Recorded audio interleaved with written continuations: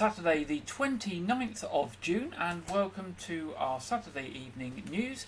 It's just past 6 o'clock, and in the news this week, a serious accident happened on Weymouth Esplanade yesterday outside the Nook Bar. Emergency services received a report at approximately 12:20 that a car had mounted the pavement and crashed into the open air seating area outside the bar on Weymouth seafront. 2 ambulances attended, and the air ambulance also landed on the beach. Dorset and Wilts Fire and Rescue Service have secured the canopy over the seating area, which had been damaged in the crash. 2 people received serious injuries in the crash and were taken to hospital. Dorset Police closed the Esplanade from the King statue to the pavilion to allow the emergency services to carry out their work, and part of the road reopened a little before 3 p.m. Eyewitnesses reported hearing a big crash and screaming when the car hit the tables and then the railings. The RNL line made an announcement on the beach public address system saying that they advised people not to enter the water as the ongoing incident the lifeguards were involved in, and therefore not currently available to watch the beach area. Now, visits to the NHS website, heat exhaustion advice pages have more than doubled this week as temperatures surged across the country. The warm weather comes at the same time as the NHS is facing major disruption, with junior doctors launching industrial action for a period of 5 days running up to the 2nd of July. A yellow heat alert covering most of the country came into force on Monday, and since then the number of people seeking advice on coping with hot weather has rocketed. Figures from NHS England show that on the 24th and 25th of June there were 28,116 visits to the heat exhaustion page, compared to 13,598 over the previous weekend, the 22nd and 23rd of June. That's a 107% increase, with an average of 1 visit to the webpage every 6 seconds. Heat exhaustion does not usually need emergency medical help if you can cool down within 30 minutes, but if it turns into heat stroke, it's an emergency and needs treating in hospital urgently. The NHS is urging the public to use services as they normally would if they need them, such as NHS 111, which is available for urgent needs, and 999 for emergencies. Professor Sir Stephen Powis, who's the NHS National Medical Director, said, "We've seen a significant increase in people coming to the NHS website for heat-related health advice. The website has lots of useful tips, including how to stay cool, the symptoms of heat exhaustion, what to do if somebody is affected, and when to seek medical attention." Warmer weather, along with the latest round of industrial action, will put extra pressure on the NHS service and make the next few days very difficult. People should continue to use 999 for life-threatening emergencies and NHS 111 via the NHS app, online or by phone, for other health concerns. Now, signs for heat exhaustion include tiredness, dizziness, headaches, feeling sick, sweating or clammy skin, cramps, fast breathing or heartbeat, high temperature, and being very thirsty and feeling weak. If someone is showing signs of heat exhaustion, they need to be cooled down and given plenty of fluids. The NHS advises moving them to a cool place, removing unnecessary clothing, giving them a rehydration drink or cool water, and cooling their skin with water, a fan or cold packs wrapped in a cloth. If the condition doesn't start to improve after 30 minutes of resting in a cool place, then you should call 999. Now, to prevent heat exhaustion or heat stroke, you should drink more cold drinks, especially if you're active or exercising, and if you're on the beach, of course, sitting in the sun. Wear light-coloured loose clothing. Avoid the sun between 11 a.m. and 3 p.m. Avoid excess alcohol. Avoid extreme exercise. And if you're inside, close curtains and windows if it's hot outside. Now, some changes are about to happen to library opening times in the local area. Now, when Dorset Council developed their library strategy, they asked communities when they wanted libraries to be open. Based on feedback and identified community needs, the library opening hours have been updated. These new hours were adopted and published last July and will come into force on Monday the 1st of July. That's this coming Monday. The activities and events timetables will also be updated to align with these new hours.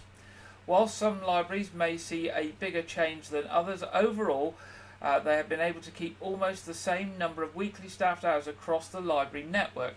That's 630 hours instead of 631 hours. Although there are changes to opening hours in many libraries, library opening hours are more consistent across the network, making it easier for customers to know when their libraries are available. There will be no reduction in the service provided, and all previous services, information and support will continue to be available. Customer-facing roles have been updated to reflect new modern ways of working and customer expectation. And following consultation with employees and union representatives, roles will now incorporate elements of dealing with wider Dorset Council inquiries from customers and delivering library services out in the communities, improving access to council services for Dorset residents. The impact of the transformation journey has been carefully considered at every stage of the process. The new staffing structure presented fresh opportunities for all to apply for roles across multiple work areas and locations. The flexibility in the choice of roles and updated working patterns is considered to be positive. Now you can find out more about new opening hours and read the full strategy if you want by visiting the library pages of the Dorset Council website. So if you put into Google Dorset Council and libraries, you will get that information. But I'm just going to tell you the opening hours for Wyke, Regis, Portland and Weymouth libraries, just so you can see if you're affected if you normally visit your library. So we'll start with Wyke Regis first. Opening hours for Wyke Regis Library from Monday are Mondays at midday to 6 p.m, closed all day Tuesday, Wednesday 2 p.m. to 5 p.m, Thursday 10 a.m. to 1 p.m, Friday 10 a.m. to 1 p.m, Saturday 10 a.m. to 1 p.m, and closed on Sunday. Portland opening hours are Mondays 10 a.m. to 5 p.m, Tuesday 10 a.m. to 5 p.m, closed on Wednesday, Thursday 10 a.m. to 5 p.m, Friday midday to 6 p.m, and Saturday 10 a.m. to 1 p.m. And the main Weymouth Library in the town centre, Monday 10 a.m. to 5 p.m, Tuesday 10 a.m. to 5 p.m, Wednesday 10 a.m. to 5 p.m, Thursday 10 a.m. to 6 p.m, Friday 10 a.m. to 5 p.m, and Saturday 10 a.m. to 4 p.m. Again, if you want those information again, pop on to Dorset Council Libraries via a search on Google, and you'll get all of the times of all of the libraries across Dorset available to you on the website. Families in some areas of Dorset are benefiting from Safeguarding Families Together programme, or SFT programme, which seeks to reduce the number of children in need of child protection or going into care. A formative evaluation conducted by the University of Bedfordshire has recently found. The SFT programme, which piloted in November 2022 and runs in the localities of Chesil, Dorchester and West, uses multidisciplinary teams that have both specialist adult practitioners and children's services social workers to provide a whole family working approach. SFT aims to improve the health and well-being of parents and carers within Dorset by addressing three key factors: mental health, substance misuse and domestic abuse. The team provides wraparound support to a family so they can focus on positive changes to behaviour which provide a safer environment for their children, with service users reporting better health and overall improved emotional well-being. This approach to whole family working has been implemented in other local authorities, and there is compelling evidence to suggest it supports better outcomes for families, improves recruitment and retention of social workers, and delivers cost reductions. The SFT pilot has now extended for a further year, that's 2024 to 2025, and this also includes a rollout across 6 months in the localities of North, East and Purbeck from October 2024, although funding past March 2025 is yet to be finally confirmed. One parent reflected on how she sensed that the SFT approach was holistic and that there was an acknowledgement of the complexity and the interrelationships between her experiences of domestic abuse and poor mental health and the impact of this on her children. And she says, it seems like they're looking at the whole, how everything interrelates, so the domestic abuse and then the mental health and then your children are part of that, but not everything separate. So maybe that's what this new project is doing. It is enabling almost, yes, the word holistic, to look at everything around. Now, Teresa Levy, who's the Executive Director of Children's Services from Dorset Council, said, We want Dorset to be the best place to be a child, and we make sure we do our very best to help keep families together, even when they are going through tough times. The Safeguarding Families Together programme wraps around the whole family and supports them using motivational interviewing, which is a counselling approach designed to help people find the motivation to make a positive behaviour change.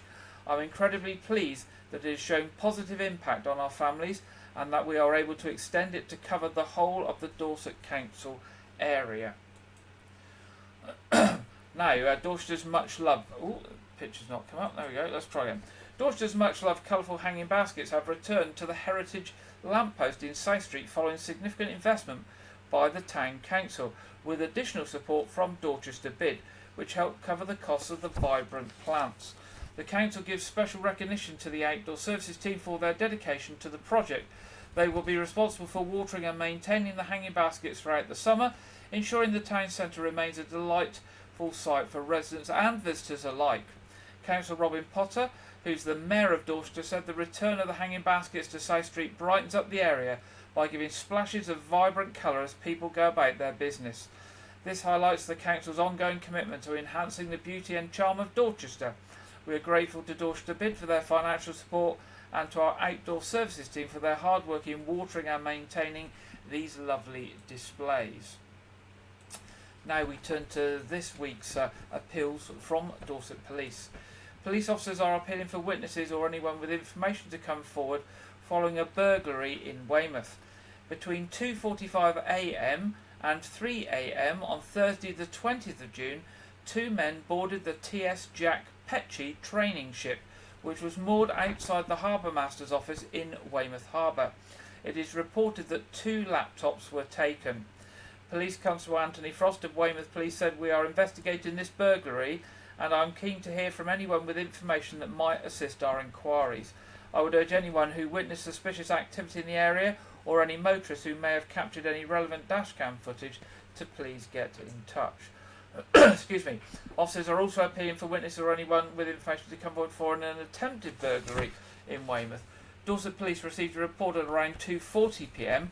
on Wednesday the 19th of June that 2 men were trying to gain entry to an address in Great George Street. When seen by a member of the public, the 2 men made off from the scene. Damage was caused to the door of the property, but it is not believed that entry was gained.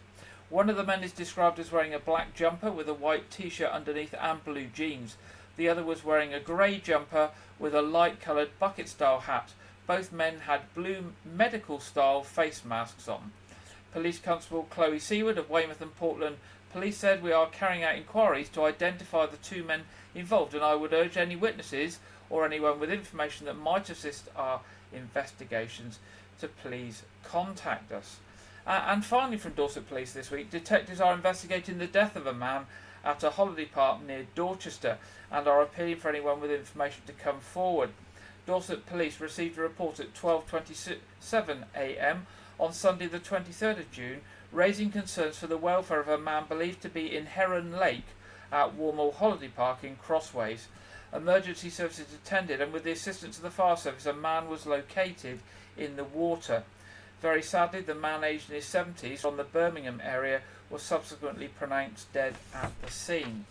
Following inquiries, a man and woman, both aged in their 50s and from Birmingham, were arrested on suspicion of murder.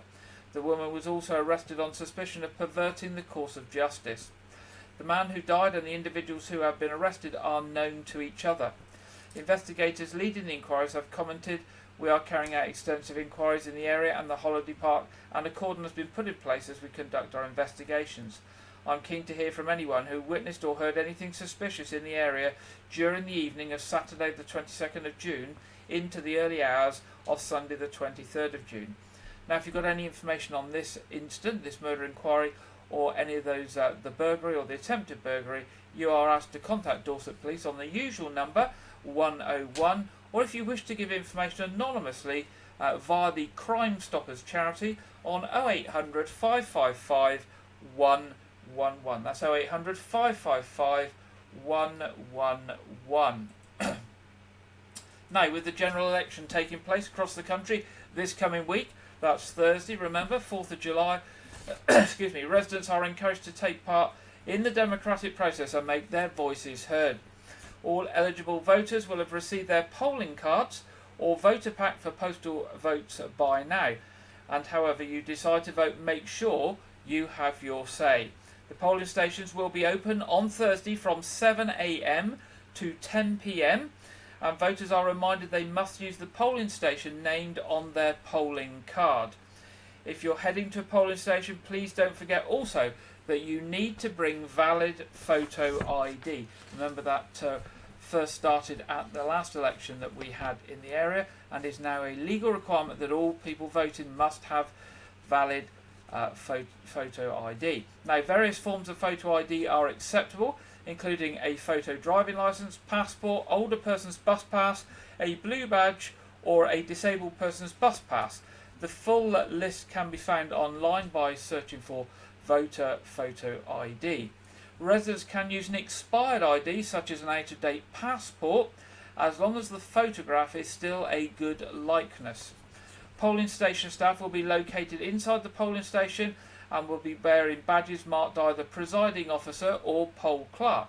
And if you need any help, ask one of those people wearing those official badges. Polling staff will be happy to assist anyone to cast their vote and to explain how to do so. People who are registered to vote by post can't vote in person at a polling station and are reminded to use a Royal Mail letterbox for posting your vote back, and also a reminder to get them in if you haven't done. Suggest you get them in now so that they get back in time to be counted on Thursday so that your vote counts. Now, if for any reason you have a postal vote and you feel it's too late to do it, or you finally remember on Thursday you haven't done it, you can go along to a polling station. You can complete a special form if you let them know at the polling station, and you will be able to exercise your vote. But you need to take that pack with you and obviously your ID, and you need to speak to the polling station staff, and I believe there is a form that you need to fill in to explain why you haven't exercised your postal vote and why you want to do it in person. But the most important thing is to make sure that you do vote and make sure that you have a chance to vote and express your views in who should form our next government. Now, a big family day of fun is returning to Dorset.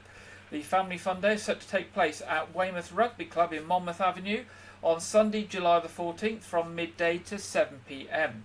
The event is organised by Carolyn Lampard on behalf of Weldmar Hospice Care. Weldmar Hospice Care, as we all know, is Dorset charity providing free specialist end-of-life care for adults with a life-limiting illness, and also, most importantly, support for their loved ones in the community, at home and in the hospice. Caroline said, "I have my own home help business, which means I have done a lot of end-of-life care, which made me realise how truly amazing Weldmar are, and they need a lot of support to keep going. It all came about because I was doing a fundraising walk of the Sahara Desert, and rather than just asking people to sponsor me, I decided to do some fundraising events, and because of the success of the first year, the rugby club asked me to come back the following year." Now, this year's Family Fun Day will have plenty of entertainment on offer, including a fun fair, lots of sports day events like the three-legged race and egg and spoon race, as well as raffles and tombolas. I think there's over 30 different stalls already booked for this event. Portland alpacas will be there, and kids and adults alike will be able to walk one of the alpacas around the grounds. There will also be live music from local duos Fleur and Toby and Milk and Two. If you want more information, you can pop onto Facebook and search for Family Fun Day Weymouth Rugby, and you will get to the specific Facebook page. That's on Facebook this time, Family Fun Day Weymouth Rugby, and that will take you to the Facebook page. Now, a sports club has made a generous donation to a youth organisation in Weymouth in honour of a beloved club founder who recently passed away. Steps Club for Young People, based in Chickwell Road, has been presented with a cheque for £412.37 by the Wyke Table Tennis Club. John Southway and David Wyke started Wyke Table Tennis Club 25 years ago at the Wyke Regis Community and Sports Association in Rymead Lane, with the support of Norman and Anne Morris. Mr Southway sadly passed away on May the 24th this year, and his fellow club founder has paid tribute to his great friend. David Wyke said, "John's death is a sad loss. He was a great friend and a truly good man who played table tennis into his 80s. Our thoughts are with his family, his friends and all those who played with him over the years, who will all remember him." At its peak, the club had 4 league teams based in Wyke. Mr. Wyke added, "COVID spelt the beginning of the end for the club, and with the dwindling numbers it was decided to close the club and sign off the accounts. As we had enjoyed our matches with Steps led by Tom Lane over the years, we decided that they should receive the sum of £412.37 to support their excellent work." Now, 4 tables remain at the Wyke Regis Community and Sports Association. If anyone wished to restart an evening table tennis, it would be made by arrangement with Wyke Regis Community and Sports Association. There we go. And finally, in our headlines tonight, where's the picture to that one? Here we go. Weymouth Town Council will host its 5th community networking event on Tuesday the 9th of July at Weymouth Outdoor Education Centre. The theme is Partnership Working. The events provide a great opportunity for people to network and learn from each other, strengthen community contacts and share resources and experiences. There will be a presentation on partnership working and sharing resources. As well as this, there will be a light lunch and a chance to network with the other community groups. The event will start at 10:15 a.m. and finish at 1 p.m. Mayor of Weymouth, Councillor John Orell, said, "It's great to see another networking event being organised. This is a wonderful opportunity for community and voluntary groups to get tips on partnership working and share resources. Please book your space and advise of any allergies or dietary requirements by emailing the Town Council's Community Development Officer, that's Charlotte Emery, at charlotte.emery@weymouthtowncouncil.gov.uk. That's Charlotte Emery at weymouthtowncouncil.gov.uk. And that's the end of the headlines in tonight's news programme. Now, next this week, we're going to hear about a volunteering opportunity at Weldmar Hospice. Weldmar are looking for local drivers to cover the main towns and surrounding areas of North Dorset, Blandford, Sherborne, Shaftesbury, Central Dorset, Dorset and Bridport, and South Dorset, Weymouth and Portland. Now, this could be a weekly commitment on a given day or ad hoc helping in the community as specified in any task allocated to you. The role is subject, obviously, to relevant clearance checks being made. As a volunteer driver using your own vehicle, you'll be asked to provide transport for those patients, carers or family members unable to arrange their own transportation to attend Weldmar services. Now, we're going to hear from one of those volunteers named Ivor about this role.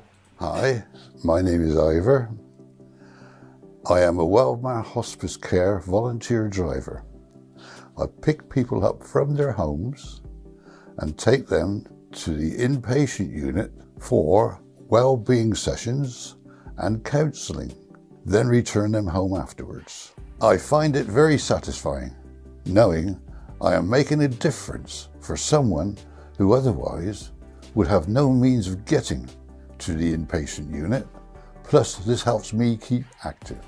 All staff and nurses are lovely and make everyone in their care feel at home and special, and treat them with respect and dignity.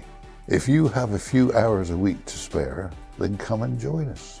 Weldmar Hospice Care needs you. There we go, that's Ivor talking about being a volunteer driver for Weldmar Hospice Care. Now, you can get out-of-pocket expenses to cover your fuel, etc. You must obviously conform with DVLA requirements. There's no maximum age limit, and even giving a few hours can make a difference. So if you pop along to the Weldmar Hospice Care website at www.weldmarhospicecare.org and look under the jobs section for volunteer driver, it will tell you all about the role and what you need to do and how to get in touch. Now, staying with the theme of volunteers, we're also going to hear from another local organisation tonight, Chesil Sailability, a local organisation that gets disabled people or people with other access issues onto the water to experience the freedom of the fresh air, the sea, to see the occasional dolphin, etc. Now, because Chesil Sailability is so successful and it's increasing its fleet of boats, and there's even more people that want to get on the water, and it has quite a long waiting list, it is looking for some new volunteers to add to its very good set of volunteers it's already got that give up time week in, week out, so that it can offer more services to more people to get even more out sailing over the summer months. So here we go. Now, this film was actually done by me for Chesil Sailability, so it will be my voice you'll hear, but this short film will give you a little idea about Chesil Sailability and volunteering with them. Chesil Sailability is a non-profit organisation based at the Weymouth and Portland National Sailing Academy that provides sailing opportunities for people with disabilities to sail, either for fun, to learn to sail, or to progress to sailing competitively. Sailing gives people the opportunity to take part in a healthy, sociable and outdoor activity, and provides a freedom on the water regardless of any limitations. The Chesil Sailability programme aims to make sailing accessible to everyone, regardless of their physical or cognitive limitations. Participants are paired with experienced sailors who help them navigate the waters safely and confidently. Sailability offers a range of adaptive equipment and boats to accommodate different needs, ensuring that everyone can enjoy the thrill of sailing. For many, the experience of gliding across the water, feeling the wind in their hair and hearing the waves against the hull of the boat is empowering and liberating. It allows them to break free from the constraints of their disabilities and embrace a sense of freedom and independence that they may be lacking in other aspects of their lives. They may even be the occasional dolphin to see while sailing in the waters of Portland Harbour. To meet an increasing demand to get more people sailing, Chesil Sailability is currently looking for more volunteers to join our team and to help run our sessions. Whether you're an experienced sailor, safety rib operator or first aider, or whether you'd like to learn one of these roles, we would love to hear from you. We would also like to hear from those who do not want to go on the water but may be interested in volunteering in a reception role or to help get our sailors kitted up ready for their session. At Chesil Sailability there are lots of different volunteering roles, and if you would like to help us to make sailing accessible to everyone, irrespective of ability, physical or mental disability, we would love to hear from you. To find out more, drop us an email at info@chesilsailability.org.uk or call us on 07543 656 390. We look forward to hearing from you.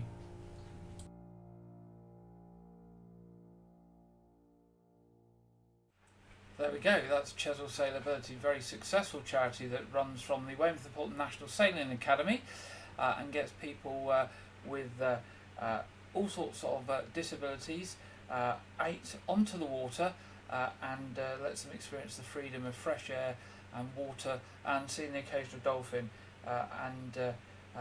It does a lot for people, and it does a lot for the volunteers as well. Somebody who volunteers regularly, it's great pleasure to see those smiling faces out on the water after a good sailing session. Now, if you're interested, the email is info@chesilsailability.org.uk or 07543 656 390. You'll get all the training you need and all the support you need, and roles are available on the water, either sailing or using the safety boats, or in land-based activities such as booking people in and doing a bit of admin and kitting them up with life jackets and waterproofs, etc., and walking them down to the boats. So something there for everyone if you are interested. Now it's that time in the programme where we go over to regular contributor Andrew Wright for this week's film review and preview. TV film review and preview. I'm Andrew Wright. This weekend, A Quiet Place Day 1 releases in cinemas.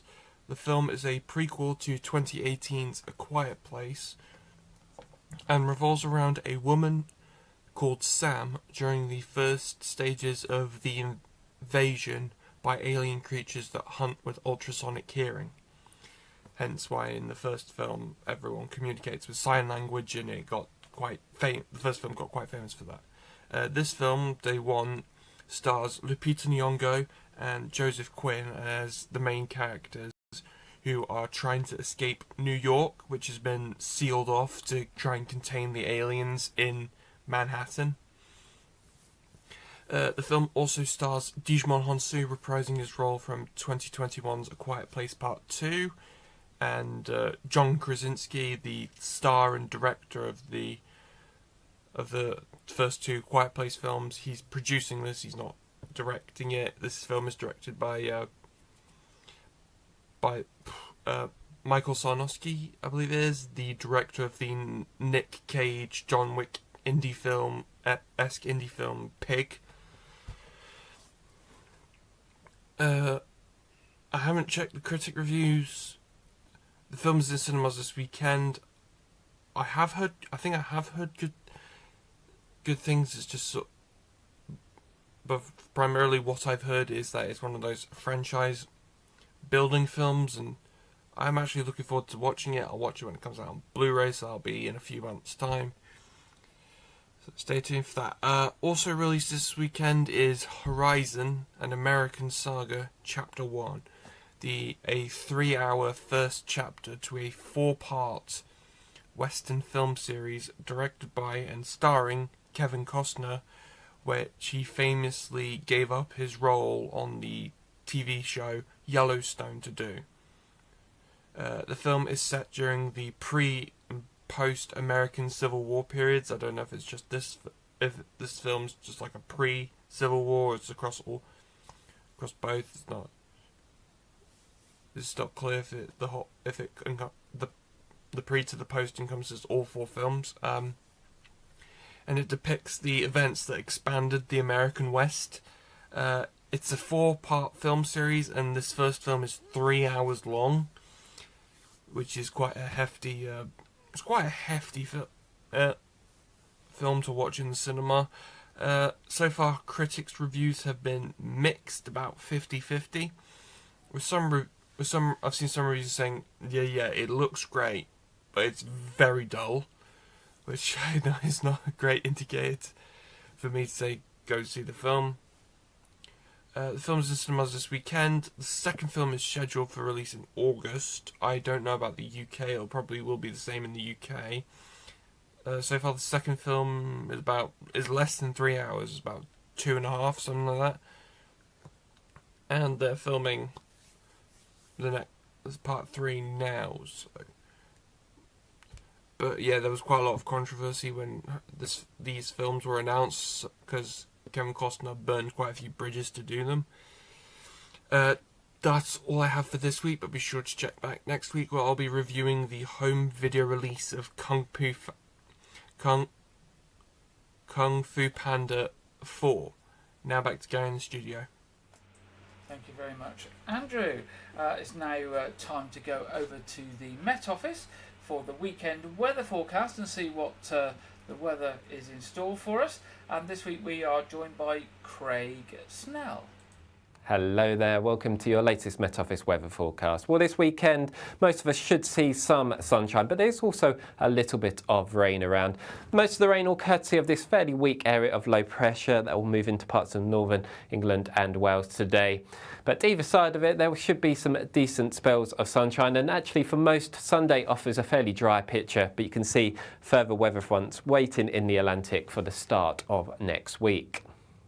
So back to the here and now, you can see this area of cloud and rain across parts of northern England and Wales. That may well just spread into parts of the Midlands too come at the end of the afternoon. Either side, as I mentioned, plenty of sunshine. However, the far north of Scotland, still quite blustery here, with some frequent showers coming and going. But in the sunshine, especially across the south, feeling very warm, highs reaching around 24 or 25 degrees.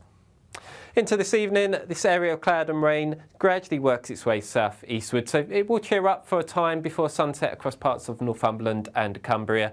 And as that area of cloud and rain tracks its way south-eastwards, it does weaken, so very little rainfall actually expected across the far south of the country. To the north of it, still some blustery showers across parts of Scotland. Driest weather by the end of the night across parts of northern England and into Northern Ireland. Under the clear skies, feeling a little bit fresh. Lows in most towns and cities staying in double figures, but in the countryside could just fall into single figures. But under the cloud, further south, temperatures not falling much lower than 15 or 16 degrees. So a bit of a grey start across the south, still the risk of the odd spot of rain, but it will cheer up here as the morning goes on. Best of the sunshine first thing across Wales, the Midlands, northern England, but cloud will tend to bubble up here as the day goes on. Scotland, Northern Ireland, initially seeing some showers, but I think as the afternoon moves in here, it actually should turn a little bit drier. But I think come at the end of the afternoon, if you're looking for sunshine, the best of that will be down towards the southwestern corner. But with more of a northwesterly flow tomorrow, for most of us it should be feeling fairly fresh. Temperatures in the south reaching around 21 or 22 degrees, a little bit below par further north, with highs not much higher than around 17 or 18 degrees. And then a quick look into the start of next week. We see a weather front move across the UK during Monday. Fairly weak across the south, so very little rainfall here. Most of the wet weather will be confined across the north. But for most of us, a fairly grey start to the new working week. But I think come the afternoon, we should start to see some brightness across the west. And for most, temperatures around or maybe just a little bit below par for the time of year. But if you want more information about the weather where you are over the coming days, you can always check out our app or our website. But for me, for now, take care and I'll see you again soon.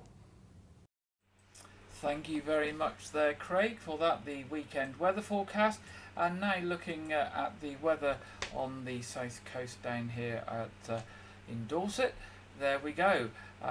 Looks like it's going to be reasonably dry. Possibility of thunderstorms tomorrow, but fairly warm most of the week, and sunny or cloudy periods, but dry. There we go. Probably going to need to water your gardens by the looks of it. Because we've gone from having that sort of torrential rain with everything being soggy and wet, and the grass being very green on the lawns, to now, a few weeks later, it's also dry, and the grass looks like it's dying already, and we're not even into July or August yet. So maybe some watering every evening like I'm doing, just to keep on top of the garden. Now it's time for our What's On section tonight. Coming up at Weymouth Pavilion, we have a country night in Nashville on the 4th of July. Celine My Heart will go on 11th of July. 14th of July, the Beach Boys tribute show, and 25th of July, the Magic of Motown. Also described as the best Bowie tribute band in the UK. It's been announced that is coming to Weymouth. The Bowie Experience is heading to Weymouth Pavilion on the 17th of August this year. So if the music of David Bowie is something that you're into, then that's well worth booking. Very good write-ups on the 17th of August. Now, all those shows plus many, many more available on the Weymouth Pavilion website at weymouthpavilion.com, or obviously more information and bookings via the box office on 01305 783 225. Coming up at the Knowth Fort, Acoustics on the Terrace, 7th of July, Victorian Weekend 20 and 21st of July, and Pause for Fort, the dog event on the 29th of September. More information on those and other events at the Knowth Fort available on their website at www.knowthfort.org.uk. Arts Reach, 30th of June, tomorrow, Hansel and Gretel, Opera in a Box at Litchett Matravers. 1st of August, Love Riot at Iverton Village Hall. 8th of August, The Storied End Adventures in Storyland at Linton Cheney Community Hall. Now, if you want to learn more about those and many other events throughout Dorset, their website is artsreach.co.uk. We've mentioned over recent weeks that Abbotsbury and Portersham are celebrating their millennium this year, both being granted as manors in 1024 by King Canute. There is a range of events running from now through to the end of the year, and celebrating the millennium and the villages through the ages. If you want to find out more of the events that are happening, they have a specific website that has all the details, and that website is map24.org, map24.org, so map24.org, very easy to remember that one.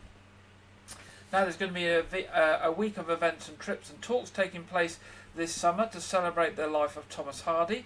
The Thomas Hardy Conference 2024 will run from the 27th of July to the 3rd of August, and it's in partnership with Dorset Town Council. Most of the activities will be held in and around the United Church in South Street, Dorchester. Now, for more information on that, search for the Thomas Hardy Society website. On the 20th of July, there is a church ale in All Saints Church, Wyke, Regis. Church ales were ancient events run by church wardens to bring money into the church. They brewed their own beer and then basically got people in to drink it and made money to pay for the running costs of the church. That's happening on the 20th of July, and as well as some ale, there will be a teddy zip wire and lots of fun things for the family at that event. And also to say, on the 23rd of July, Tuesday the 23rd of July, Shakespeare's Romeo and Juliet will be coming to Portland for an open-air performance at the Pennsylvania Castle Estate on Portland. We will try and find out more information about that. Only picked up on that today. We'll find out more information on that, and we'll bring you that in another programme. Now, what else we got for you? Well, church services in Wyke tomorrow. 8 o'clock communion service at All Saints. 9:30 communion service at All Saints, which will also be live streamed. And 11 a.m. is the Sunday service at St Edmund's Church at Lane House. We have our Saturday evening quiz tonight, as usual, at 7:30. That will go live about 7:20, so people can find it. It is free, it's family and community friendly. Everybody is welcome to join that quiz. No catch, it is absolutely free and just there for fun for anybody who doesn't want to sit and watch the TV. And we have our regular people that come along, but each week we have new people as well, so do join us if you'd like to. You'll be made most welcome. And that's really it for this week's programme. Of course, if you've got any news, events or information for us that you'd like us to share with the community in Wyke, Regis, Weymouth and Portland, South Dorset and beyond, then please do drop us a line. Our email address is on screen, and as ever it's news@wykeregis.tv, news@wykeregis.tv. We would love to hear from you. That brings us to the end of this week's programme. I hope you have a lovely weekend and a nice week ahead, and we will be back with you next weekend. Have a good weekend. Good night.